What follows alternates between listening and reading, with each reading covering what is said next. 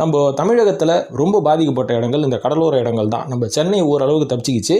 ஆனால் காரைக்கால், பாண்டிச்சேரி போன்ற இடங்கள் வந்து பெரும்பாலாக பாதிக்கப்பட்டுச்சு அப்படின்ற மாதிரி கேள்விப்பட்டேன். ஸோ இதன் காரணமாக கூட இந்த வாட்டி கிறிஸ்மஸுக்கு ரொம்ப கூட்டம் கம்மி அப்படின்ற மாதிரி சொன்னாங்க. இருந்தாலும் இந்த லைட் செட்டிங்ஸ் எல்லாம் பாருங்கள், அவ்வளோ அற்புதமாக இருந்தது.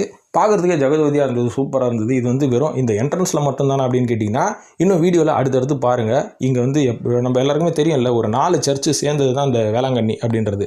ஸோ இந்த 4 சர்ச்சையுமே ரொம்ப அழகாக டெக்கரேஷன் பண்ணி வச்சுருந்தாங்க. மற்றபடி இங்கே ஸ்பெஷலாக ஈவெண்ட்டோ இல்லை ஏதாவது ஒரு ப்ரீச்சர்ன்றது அங்கே ரெகுலராக நடந்துட்டு இருக்கிறது தான். இதை தாண்டி வேறு ஏதாவது ஸ்பெஷலாக ஏதாவது நடந்தது அப்படின்னு கேட்டிங்கன்னா பெருசாக ஒன்றுமே நடக்கலைங்க.